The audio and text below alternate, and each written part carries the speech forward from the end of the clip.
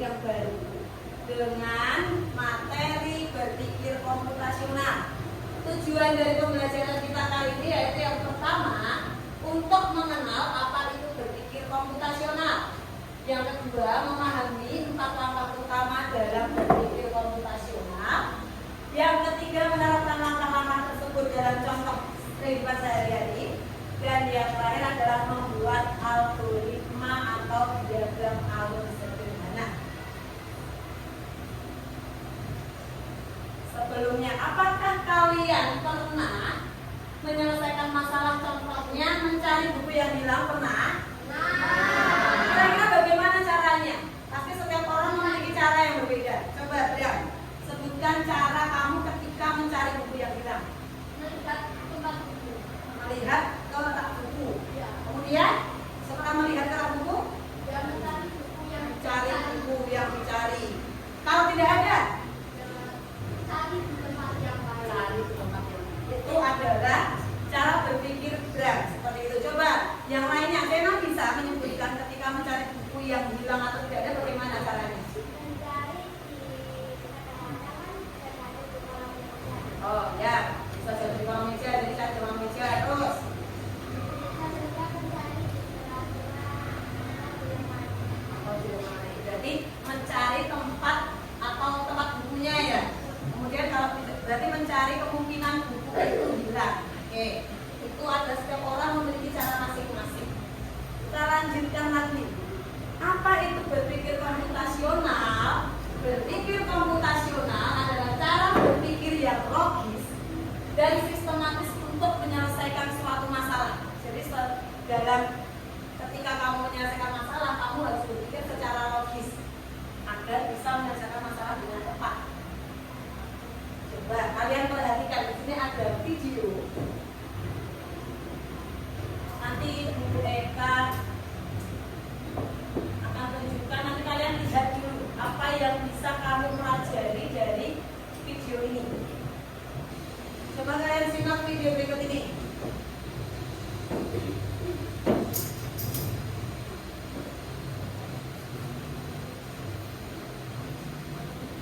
Seorang petani harus menyeberangkan satu persatu barang yang dibawanya sampai ke seberang sungai, yaitu serigala, domba dan sayuran. Tapi perahu yang ada cuma bisa menampung satu beban. Pertanyaan, bagaimana cara petani itu memindahkan semuanya ke seberang dengan meninggalkan barang yang lain tanpa ada yang saling memakan masing-masing pada saat ditinggal? Catatan, serigala akan makan domba, domba akan makan sayuran.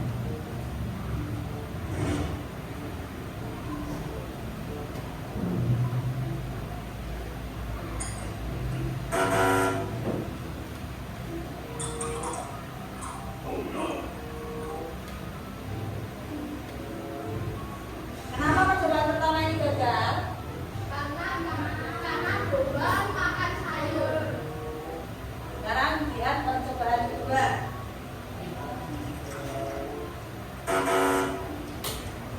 Kenapa di percobaan keduanya gagal? Karena ketika domba itu bisa dimakan oleh serigala.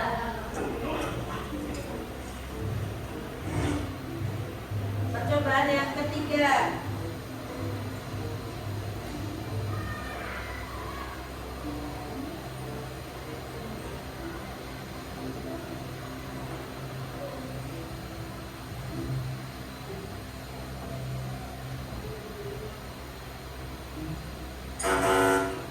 Gagal lagi di percobaan ketiga.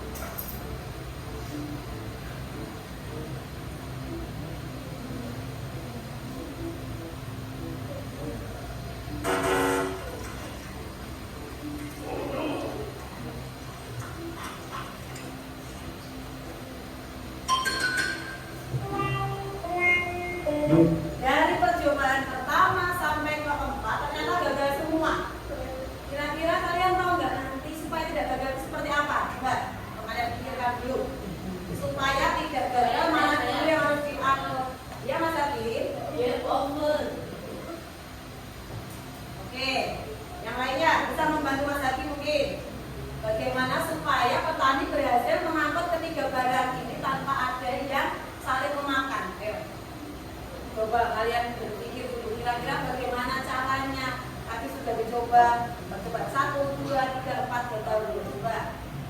Ada yang bisa mungkin boleh usul. Salah tidak apa-apa. Karena kita di sini juga masih belajar. Jadi nanti kalau salah kita lihat video pembenarannya bagaimana coba. Kira-kira. Oh, itu ada yang di bawah, ada domba, serigala, dan sayuran. Bagaimana Mas Bra? Pertama domba dulu. Pertama domba dulu, terus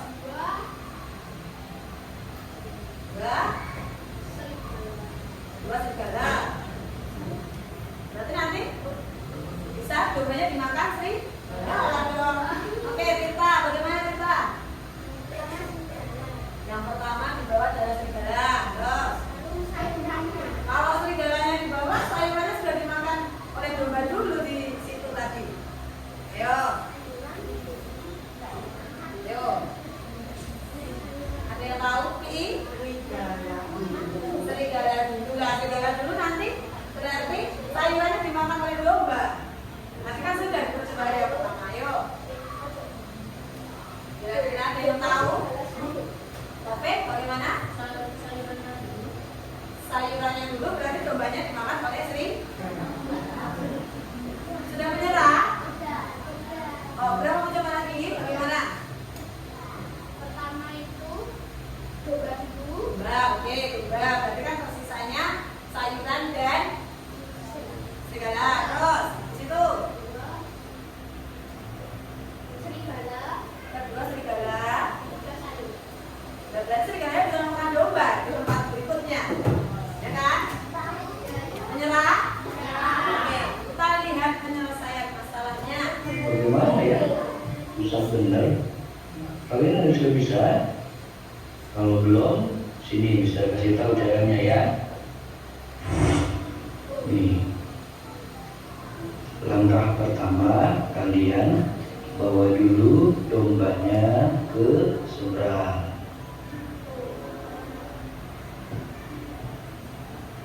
Lalu yang langkah keduanya kalian kembali membawa serigala.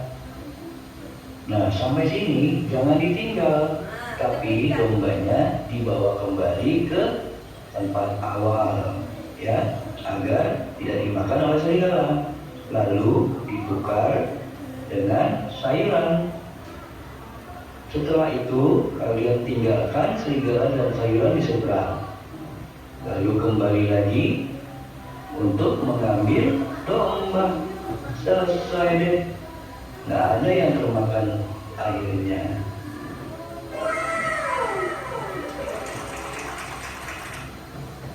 Gimana berarti penyelesaian masalahnya tadi adalah dengan cara bagaimana tadi? Membawa domba. Yang kedua, serigala. Tapi serigalanya ditinggal, dombanya diambil kembali. Dibawa ke tempat semula. Kemudian yang dibawa adalah sayur. Setelah sayur baru domba. Itu namanya berpikir komputasional. Berpikir secara logis untuk menyelesaikan suatu masalah. Kemudian di sini ada 4 langkah berpikir komputasional. Yang pertama itu ada dekomposisi atau memecahkan masalah besar menjadi bagian kecil. Memecahkan masalah yang besar menjadi bagian-bagian yang lebih kecil. Contohnya, ketika kalian ingin mengadakan pesta ulang tahun, itu hal besarnya. Hal kecil yang harus kalian siapkan itu apa saja ketika ingin mengadakan pesta ulang tahun? Apa dulu pertama? Menyiapkan bola tahun, menyiapkan undangan, lagi menyiapkan dekorasi, lagi ulang tahun apa yang apa? Menyiapkan orang yang ulang tahun, menyiapkan orang yang ulang tahun. Bagaimana sih menyiapkan daftar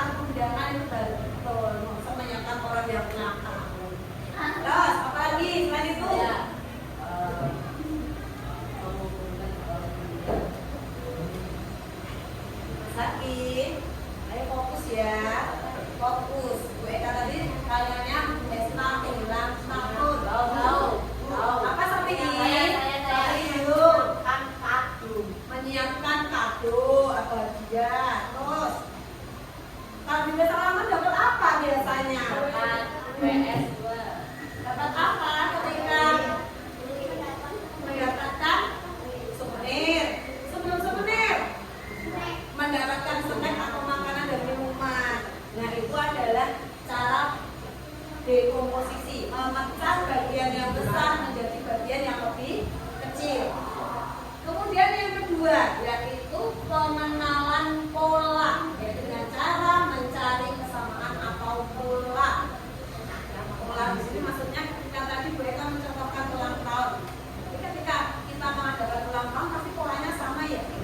Apa saja tadi polanya? Jadi yang pertama menyiapkan undangan, menyiapkan snack atau minuman, menyiapkan dekorasi, menyiapkan kue ulang tahun, menyiapkan kado. Itu adalah pola yang sama. Entah itu di pesta ulang tahunnya Bram pasti juga Bram akan melakukan hal seperti itu. Di pesta ulang tahunnya dia juga akan melakukan hal yang seperti itu. Di ulang tahunnya Satrio pun juga seperti itu. Makanya itu kesamaan pola. Jadi sama, berlangsung sama.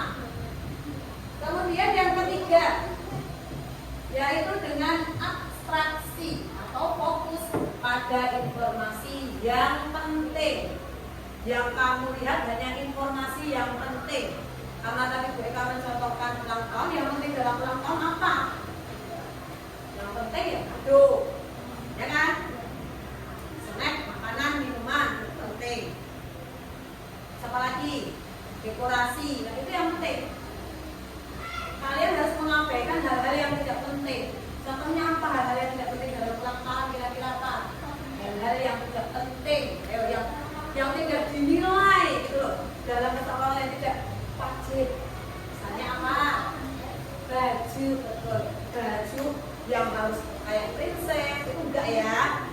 Jadi baju, terus tamu undangannya juga tidak memerlukan baju yang harus mahal sekali. Kalau ada dress code di dalam undangannya, misal di dalam undangan ada dress code pakaian nuansa biru, berarti semuanya memakai biru. Itu adalah hal yang penting. Yang tidak penting tadi adalah pakaian yang harus mewah, yang harus mahal. Kemudian aksesoris yang glamor itu juga tidak penting. Jadi yang kamu pikirkan dalam abstraksi ini adalah hal-hal yang penting saja, fokus pada hal yang penting. Kemudian yang terakhir ada algoritma. Algoritma adalah menyusun langkah-langkah solusi seperti tadi yang video sudah kamu lihat tadi. Menyusun langkah-langkah untuk mencari solusi dalam setiap masalah. Solusinya, kalau dalam ulang tahun misal ada masalahnya, kira-kira yang sering kamu temui di masalah ketika ulang tahun apa? Apa kira-kira?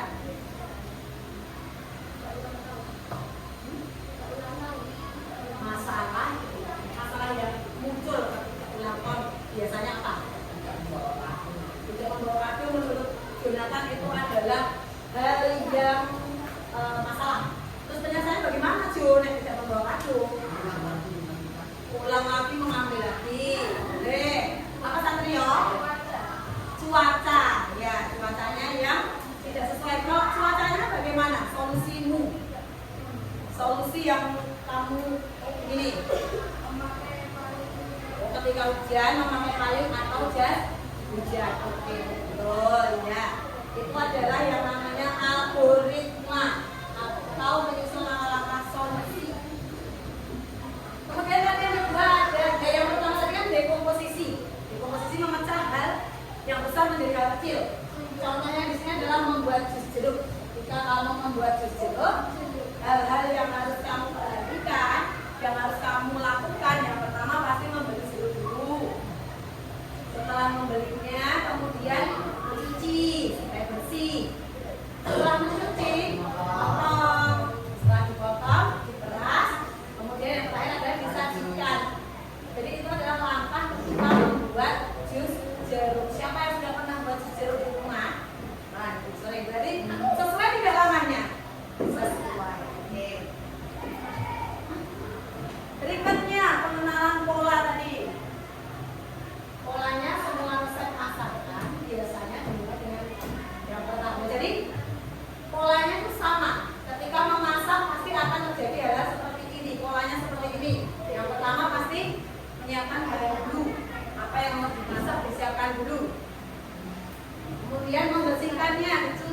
bahan-bahannya supaya tidak terkontaminasi, supaya tidak membuat kamu sakit perut. Kemudian yang ketiga, memasak sesuai langkah. Setiap memasak itu pasti ada langkah-langkahnya ya. Siapa yang sudah pernah memasak di rumah, yang sering memasak di rumah, nah ini berarti sudah tahu langkah-langkahnya. Coba Tirta, kalau memasak mie instan itu langkahnya bagaimana? Oh ya, membuka bungkus, terus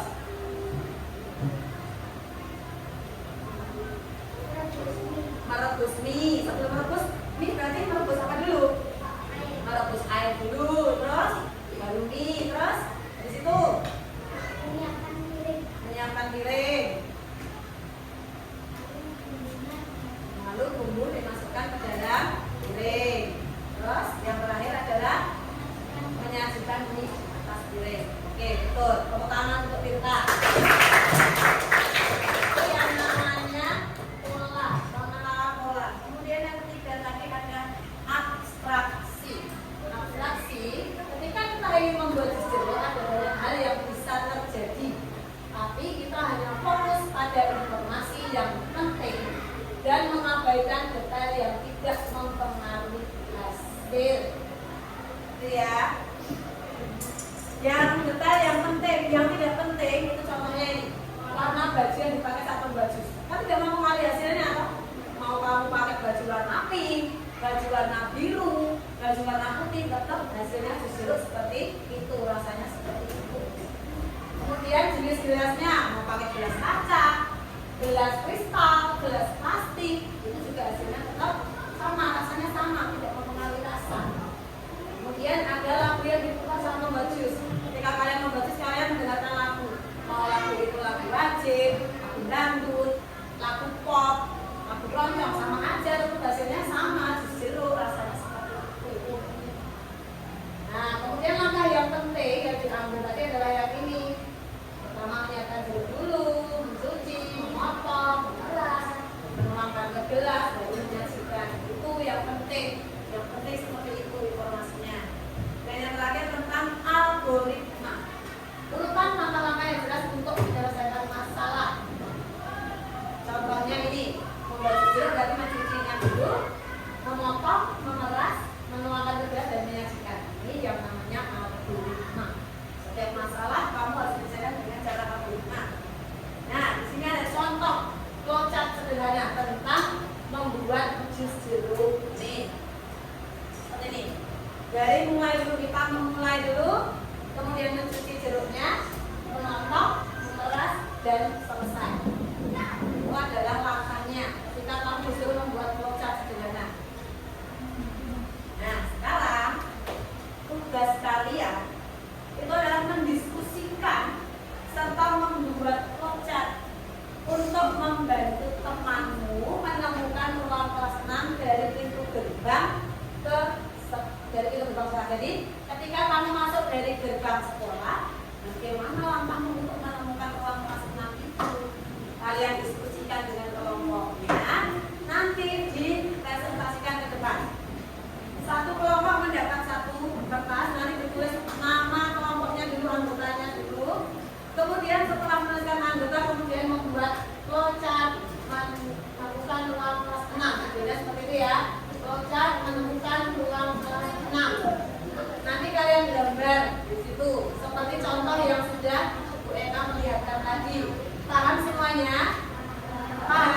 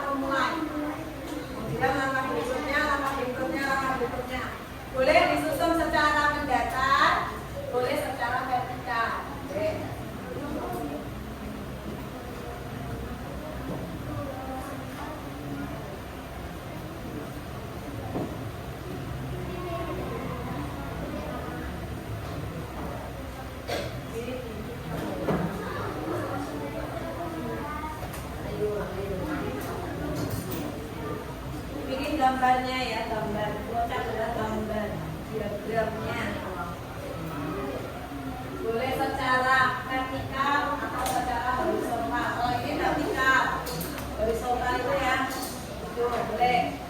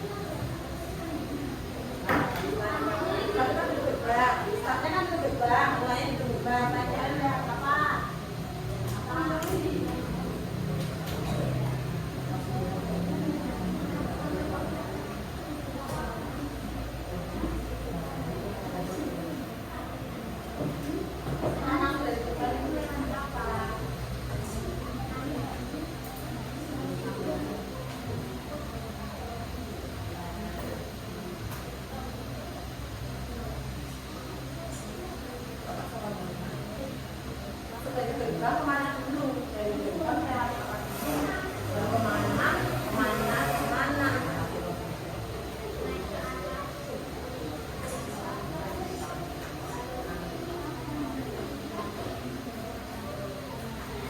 Dibuat lengkap. Gambar, diagram,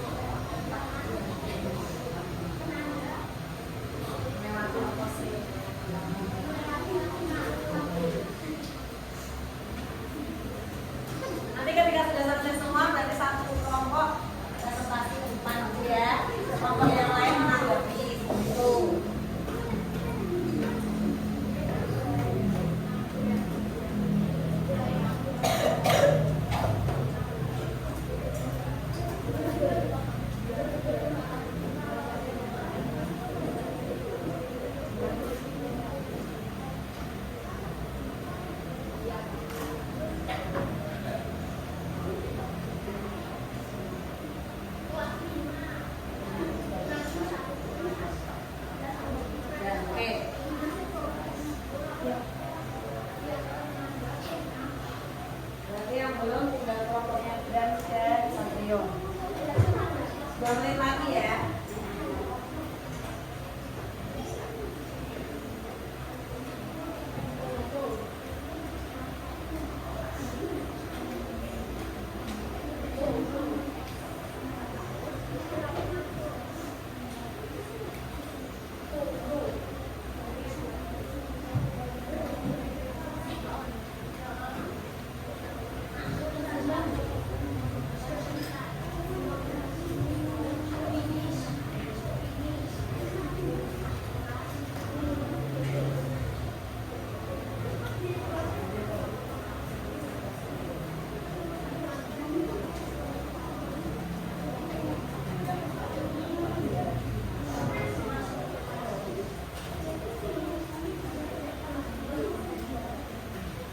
Jangan lupa ditulis nama anggota kelompoknya ya.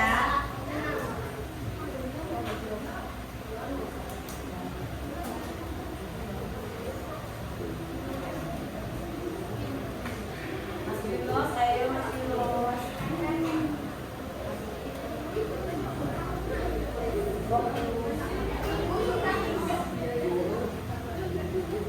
Kelompok dan sudah. Kelompok saja sudah. Jadi tinggal kelompoknya sudah. Oke.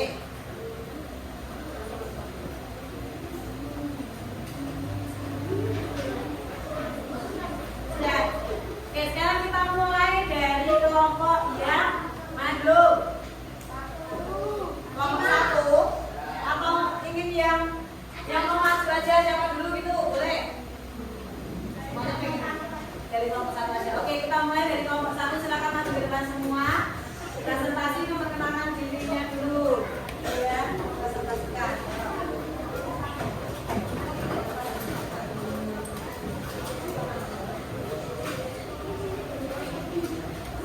Ayo yang lainnya perhatikan dulu ketika ada temanmu yang di depan sedang presentasi ya. Assalamualaikum warahmatullahi wabarakatuh.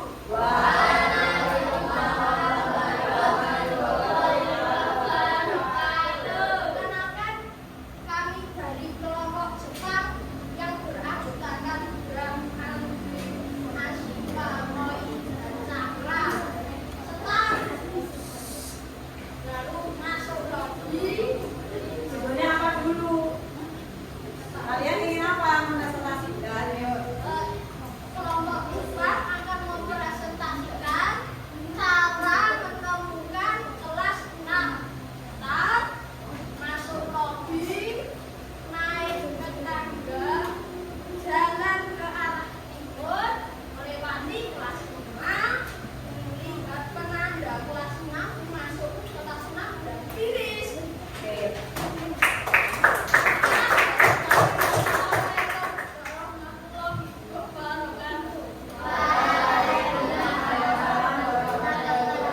Beri aplaus untuk kelompok 1.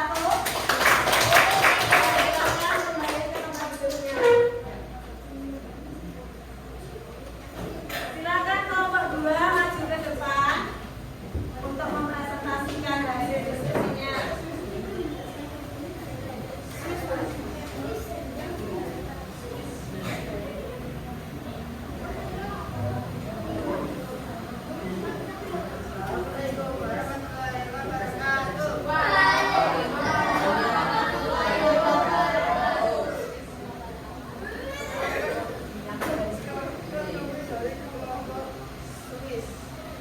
Beranggota Tirta Pinoy Bani Taufik.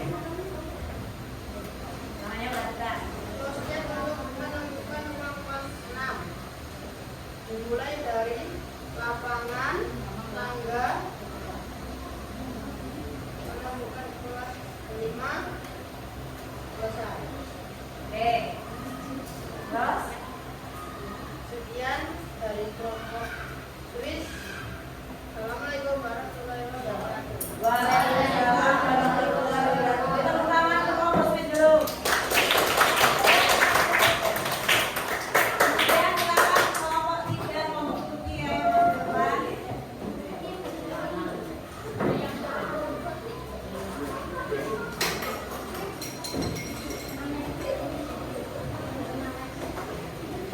Assalamualaikum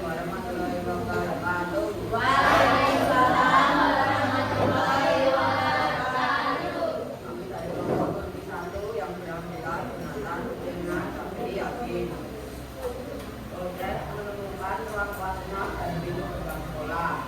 Setelah itu jalan ke sekolah dan naik tangga, jalan ke arah kiri, lewati kelas 5, selesai. Terus itu dulu. Assalamualaikum warahmatullahi wabarakatuh.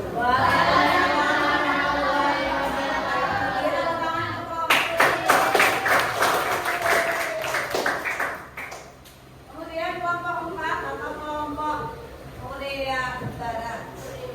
Ya, silakan maju depan.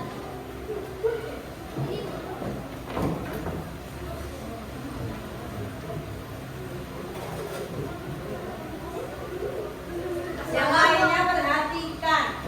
Ya. Assalamualaikum warahmatullahi wabarakatuh. Waalaikumsalam warahmatullahi wabarakatuh. Perkenalkan, kita dari kelompok Korea Utara. Oke, perkenalkan kelompok 6. Berawal dari gerbang sekolah, melaksanakan ritual. Dan kami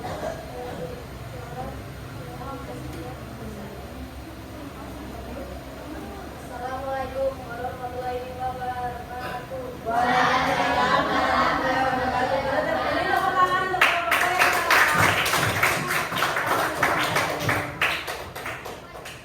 Yang terakhir dari kelompok Rusia, silakan maju ke depan. Ya, silakan kelompok Rusia maju ke depan.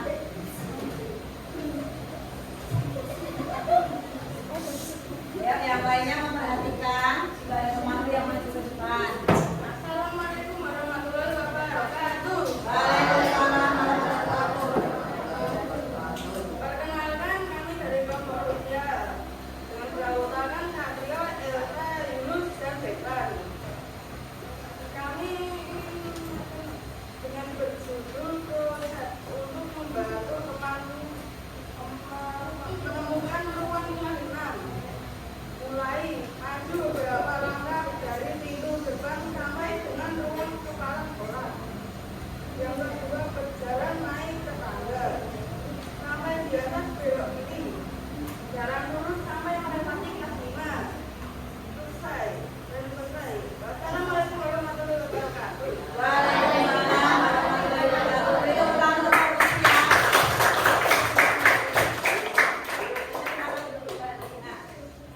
Tadi kalian sudah mempresentasikan ya hasil dari diskusi kelompok kalian.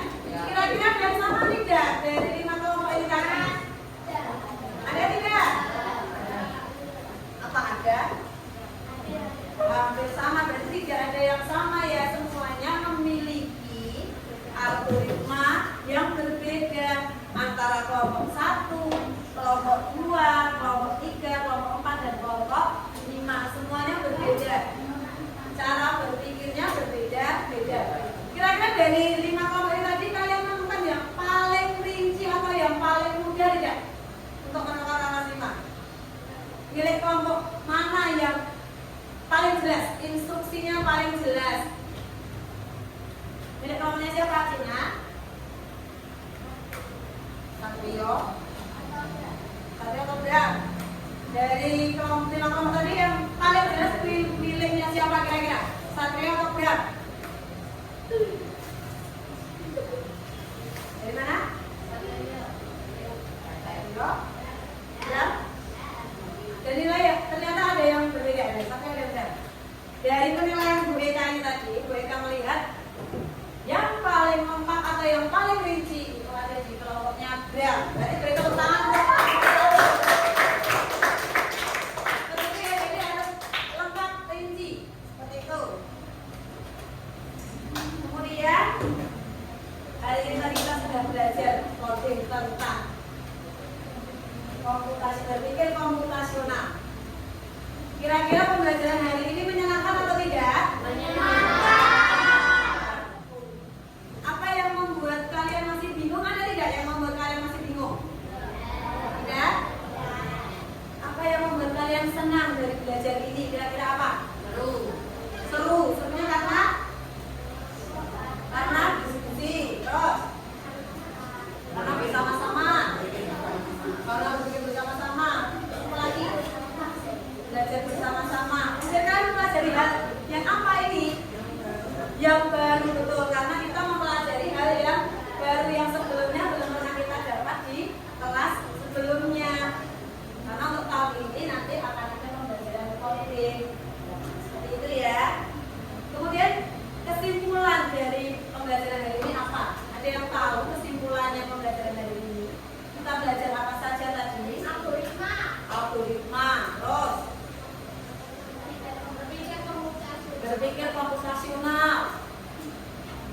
lagi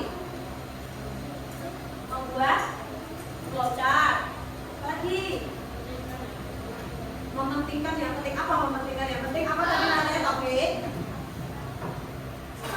Abstraksi, betul. Jadi selain itu ada lagi apa lagi yang kita pelajari selain itu? Ada yang masih ingat? Dekomposisi, betul. Ternyata pintar-pintar ya, Ci. Kesimpulannya, berpikir komputasional itu akan membantu kita dalam yang pertama menyelesaikan masalah sehari-hari. Jadi ketika kita berpikir komputasional, kita akan bisa menyelesaikan masalah itu dengan cara yang tepat. Kemudian yang kedua, belajar coding menjadi lebih mudah. Jadi kita belajar coding itu tentang banyak hal ya. Nanti akan kita pelajari lebih dalam lagi, lebih detail lagi di hari-hari berikutnya. Kemudian membuat kita menjadi berpikir logis dan kreatif seperti tadi kalian kreatif. Kalian memikirkan bagaimana cara mencari uang kelas 6. Jawabannya bermacam-macam, bervariasi. Itu membuat kalian berpikir kreatif. Sekian pembelajaran coding hari ini. Insya Allah kita akan bertemu minggu depan dalam pembelajaran coding berikutnya. Untuk tugas nanti Bu Eka akan share di grup WA untuk tugas yang perlu kalian kerjakan. Sekian pembelajaran hari ini.